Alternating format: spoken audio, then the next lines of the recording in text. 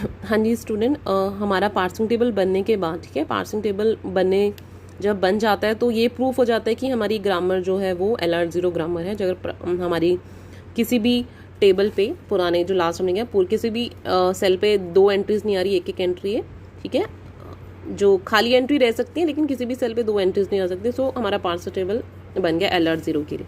अब हमसे पूछा है कि क्या ये स्ट्रिंग हमारी ग्रामर को बिलोंग करती है नहीं, वो हमने चेक करना है, ठीक है। जो हमारा था ना स्टैक इम्प्लीमेंटेशन, तो उसमें हमने क्या करना है, जो हमारी इनपुट है वो लिख दो यहाँ पर और आगे लिख दो डॉलर का साइन, और स्टैक में हमारा डॉलर का साइन और पहली स्टेट हमारी कौन सी, 0 स्टेट, वो आ जाएगी, ठीक है। आगे हमने देखना है क्या करना है, एक्शन क्या करना है ये, ठीक है। तो स्टैक इम्प्लीमेंटेशन करने के लिए हमारे पास ये पार्सिंग टेबल बनाना ज़रूरी है, ठीक है। तो देखेंगे हम 0 पे ए, तो 0 पे ए क्या है, S3, यानी कि शिफ्ट ऑपरेशन है। तो मैंने यहाँ पे लिखा शिफ्ट, ठीक है, शिफ्ट ऑपरेशन, और S3 है यानी कि गो टू स्टेट 3, ठीक है, थर्ड स्टेट पे जाएंगे। तो यहाँ पे मैंने लिखा पहले तो शिफ्ट किया मैंने किसको, ए को, shift A and go to state 3, ठीक है। तो 0 हमारा स्टैक पे शिफ्ट हो गया ए, और किस स्टेट पे जाना है, मैंने थर्ड स्टेट पे जाना है, ठीक है।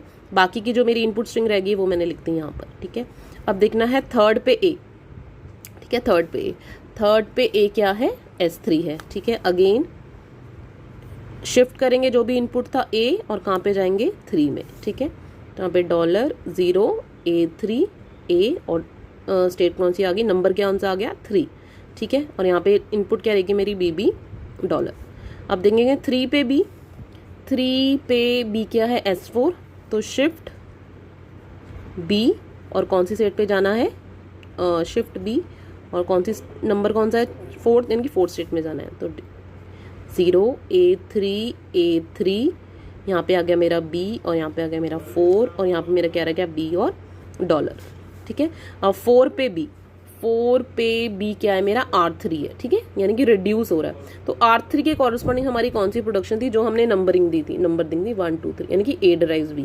तो मैं यहाँ पे लिखूंगी रिड्यूस, कौन सी है, A derives B वाली प्रोडक्शन। तो मैं जो मेरा ये जो B है, B4 पूरा, ठीक है, वो किससे रिप्लेस हो जाएगा, A से। तो I will write 0 A3 and this B4 replace by capital A, ठीक है। तो B डॉलर एज इट। अब देखो, अब हमारे पास कोई नंबर तो है नहीं जिसके मैं कॉरस्पॉन्डिंग देखूं कि उस स्टेट पे इनपुट सिंबल भी अप्लाई करके क्या हो रहा है। तो इस ऐसे केस में हम क्या करेंगे, रिवर्स देखेंगे, A पे 3 देखेंगे। तो आई विल सी A पे 3 कौन सा नंबर है, 6, A पे 3 कौन सा नंबर है, 6। तो आई विल राइट 6 हेयर, और अब मैं क्या देखूंगी, 6 पे B, ठीक है।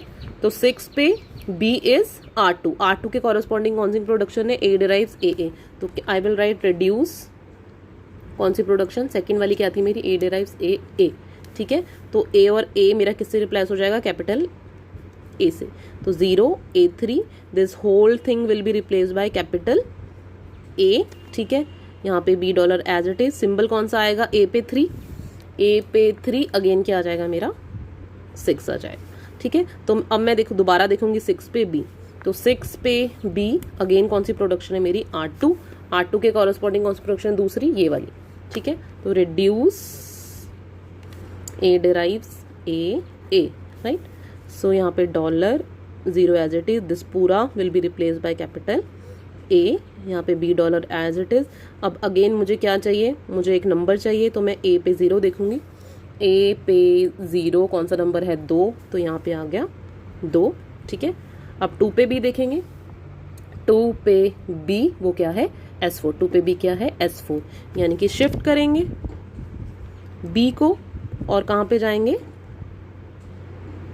4 पे, ठीक है, तो S4, ठीक है, शिफ्ट B और 4। तो यहाँ पे आ गया $0 A2, यहाँ पे आ गया मेरा B, और नंबर कौन सा आ गया, 4, यहाँ पे मेरा क्या रह गया, डॉलर। अब मैं देखूंगी 4 पे डॉलर मेरा क्या है, R3 वाली कौन सी प्रोडक्शन थी, रिड्यूस A derives B वाली, ठीक है। तो मेरा यहाँ पे $0 A2, दिस दोनों ये सिंबल B, इस साथ के साथ ये नंबर भी रिप्लेस हो जाएगा, this will be replace bye मेरा कैपिटल A, यहाँ पे डॉलर रह गया, लेकिन मुझे कोई नंबर चाहिए। अब मैं A पे 2 देखूंगी, A पे 2 इज 5, तो नंबर क्या आ गया, 5 आ गया, यानी कि अब मैं देखूंगी 5 पे डॉलर, ठीक है। 5 पे डॉलर वो क्या है, R1 है, ठीक है। R1 मतलब कौन सा रिड्यूस हुआ, ये पहली वाली प्रोडक्शन, तो मैं लिखूंगी reduce which production to use, S derives A, ठीक है। तो यहाँ पे आ गया 0, पूरा ए मेरा किससे रिप्लेस हो जाएगा, एस से, और यहाँ पे मेरा क्या रह गया,